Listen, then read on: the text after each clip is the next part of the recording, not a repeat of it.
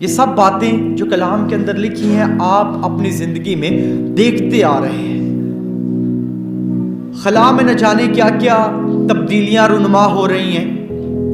اگر سائنس کی آپ لوگ سٹڈی کریں تو آپ کو پتہ چلتا ہے کہ گلوبل وارمنگ ہو رہی ہے. آسمان کے اوپر بہت ساری ایسی شعاعیں پھیل رہی ہیں سورج کے اوپر یا چاند کے اوپر جو اس بات کو ظاہر کر رہی ہیں جو کلام کے اندر لکھا ہے کہ سورج اور چاند اور ستاروں میں نشان ظاہر کیے جائیں گے.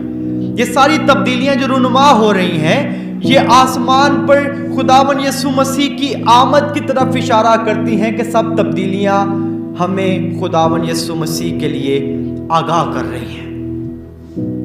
اور یہ سب ہم سن رہے ہیں، سنتے ہیں، لیکن کبھی بھی ان کے لیے خود کو پریپیئر نہیں کر رہے، تیار نہیں کر رہے. ہم نے یہ بھی سنا ہے کہ زمین پر قوموں کو اذیت پہنچے گی.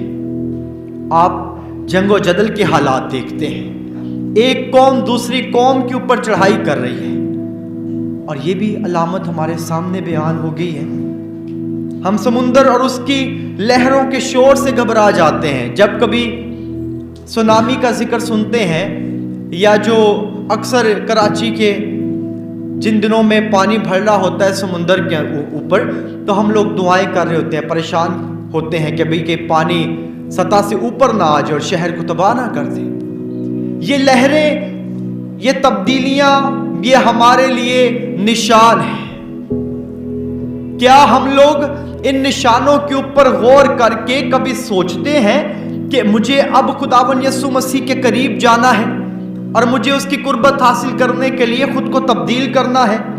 کیونکہ لکھا ہے کہ ڈر کے مارے اور اس انتظار میں زمین پر کیا واقع ہوگا، آدمیوں کی جان میں جان نہ رہے گی، اس لیے آسمان کی قوتیں ہلائی جائیں گی. یہ سارے کے سارے واقعات ہم اپنی زندگی میں ہوتے دیکھ رہے ہیں. ان سب کے باوجود بھی شاید ہماری زندگی میں خدا کا خوف باقی نہیں رہا. اور نتیجہ کیا ہے کہ ہم لوگ خداوند یسوع مسیح کی آمد کے لیے خود کو پریپیئر نہیں کر رہے. یاد رکھیں، جو کوئی اس کی آمد کے لیے خود کو تیار نہیں کرتا وہ کبھی بھی اس کے سامنے کھڑا نہیں ہو سکتا.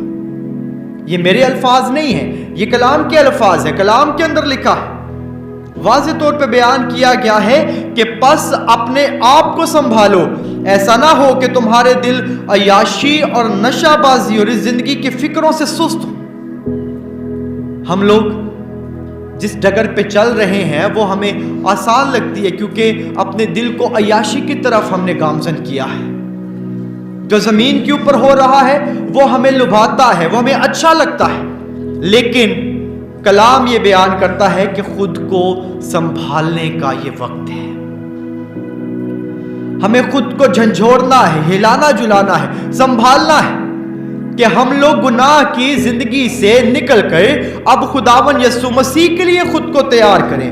کلام میں لکھا ہے کہ تم پھندے اور وہ دن تم پر پھندے کی طرح ناگہاں آ پڑے گا. ہم لوگ نہیں جانتے وہ دن کب آن پڑے گا، لیکن ہمیں اس کے لیے خود کو پریپیئر کرنا ہے. اس لیے کلام فرماتا ہے کہ اس واسطے جاگتے رہو اور ہر وقت دعا کرتے رہو. یہ دو چیزیں کیوں ضروری ہیں؟ آپ لوگ جانتے ہیں کہ کیوں کلام ہمیں کہتا ہے کہ جاگتے رہو اور دعا کرتے رہو؟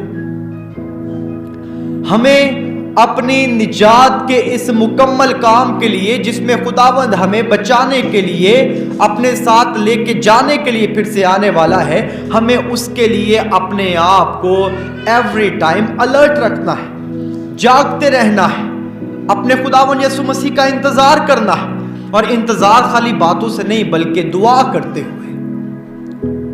اگر زندگی میں دعا نہیں ہے تو ہم لوگ کبھی بھی اپنے خداوند کو پراپرلی پہچان نہیں پائیں گے. اس کو پہچاننا ہے، اس کا انتظار کرنا ہے تو دعا کرتے ہوئے اس کا انتظار کریں، تب جا کے ہم لوگ اپنے خداوند کی آمد ثانی میں اس کا استقبال کرنے کے لائق ہو سکتے ہیں. ایسے نہیں. اور کلام میں لکھا ہے کہ ان سب چیزوں سے جو ہونے والی ہیں بچ جانے کے لیے ابن انسان کے سامنے کھڑے ہونے کے لیے لائق ٹھہرو.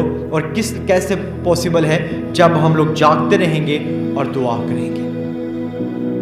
آج جتنے یہاں پر بیٹھے ہیں یا مجھے سنتے ہیں وہ سب اس بات کو جان لیں کہ ہم لوگ خواہش تو ضرور رکھتے ہیں کہ جب خداوند اس زمین پہ اپنے جلال کے ساتھ پھر آئے تو ہم سب اس کے استقبال کے لیے اس کے ساتھ ہوں. ہم سبھی یہ چاہتے ہیں، لیکن اس کے استقبال کے لیے وہی لوگ جا سکیں گے جو ایمان میں قائم و دائم رہیں گے. اور یہی آج آمد کی پہلی موم بتی جسے امید کے ساتھ مخصوص کیا گیا ہے. ہم لوگ اس امید کے اوپر کہ ہمارا خداوند ہمیں بچانے کے لیے جلد آنے والا ہے اپنی زندگی اپنے خداوند کے سپرد کرتے ہیں. ہم نے بہت اس زمین کے اوپر یہ زندگی وقف کر کے دیکھ لی ہے، شاید ہمیں کچھ بھی حاصل نہیں ہوا. وقتی خوشی ملی ہوگی، زندگی کے اندر تھوڑی مدت کے لیے خوشحال ہوئے ہوں گے، زمینی طور پہ اپنی چند خواہشات کو پورا کر لیا ہوگا، لیکن ایٹرنل ہیپینس، ابدی خوشی اسی وقت ہے جب آپ خداوند میں مسرور ہوں گے. اور اس آمد ثانی کے موقع پر میں آپ کو آج یاد دلانا چاہتا ہوں کہ جب ہم خود کو پریپیئر کر رہے ہیں تو ہمیں ہر روز خداوند کی آمد پہ غور و خوض کرنا ہے.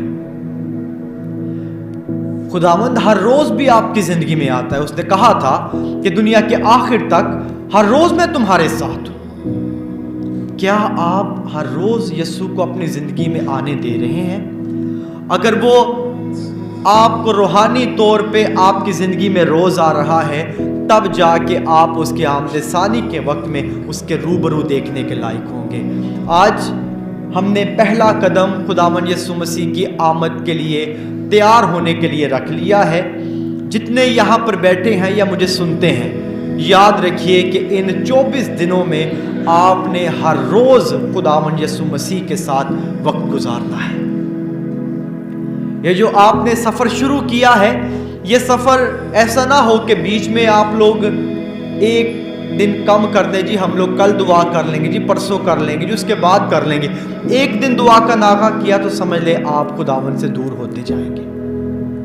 خداوند کے سامنے ٹھہرنا ہے تو میرا نہیں، یہ کلام کا فیصلہ ہے کہ جاگتے رہو اور دعا کرو. تو آئیں آج ہم آمد کے پہلے اتوار میں خداوند کے ساتھ عہد کریں کہ ہم جاگتے رہیں گے اور دعا کریں گے. اور یہ جاگنا جسمانی جاگنا نہیں ہے بلکہ روحانی جاگنا ہے، کہ روحانی طور پہ ہم لوگ جاگتے ہوئے ایک دوسرے کی مدد کرنے والے بنیں گے، ایک دوسرے کو سپورٹ کرنے والے بنیں گے، ایک دوسرے کا سہارا بننے والے بنیں گے، تاکہ ہم اس کی آمد پہ اپنے اعمال کے ساتھ جانے جا سکیں کہ در حقیقت ہم یسوع کے مرضی کے مطابق زندگی گزارتے رہے ہیں. خداوند ہمیں ایسا کرنے کی توفیق عطا فرمائے.